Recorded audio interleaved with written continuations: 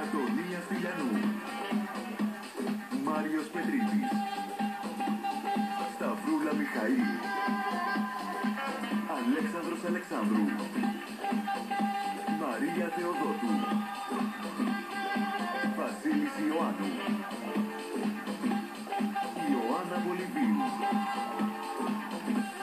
Αλέξανδρος Τσαγκαρίδης, Νίκος Τρίκης, Χριστίνα Τσέλεβου, Στάλο Πασιά, Χρήστος Ριαλάς, Μαρία Θεοδόρου. Κυρίες και κύριοι, και τώρα υποδεχτείτε τον Αντρέα Μικρούτσικο.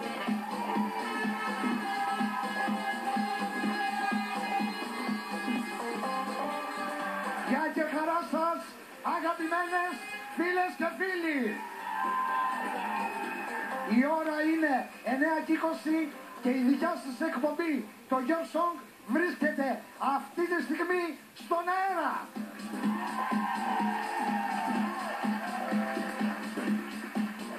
Απόψε, σε αυτό το στούντιο, καλωσορίζουμε την Άνοιξη. Απόψε εδώ, σε αυτό το πλατό, σε αυτό εδώ το πλατό έχουμε να κάνουμε πάρα πολλά τα πράγματα. Έχουμε να τις συμπολογίσουμε, να ακούσουμε, να κεράσουμε τραγούδια από νέα παιδιά.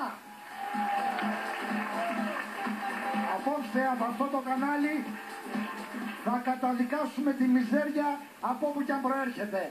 Γι' αυτό ας κάνουμε το Your Song, δικιά μας εκπομπή. Ας την κάνετε δικιά σας, γιατί έτσι θα δώσετε χέρι βοηθείας σε αυτά τα παιδιά.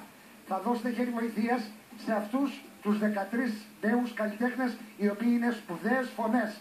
Θα γίνει εφαλτήριο δημιουργίας. Και κάτι άλλο, και σας το υπόσχομαι γι' αυτό και τα παιδιά και εγώ και οι συνεργάτες μου, δεν θα είναι μια απλή τηλεοπτική εκπομπή.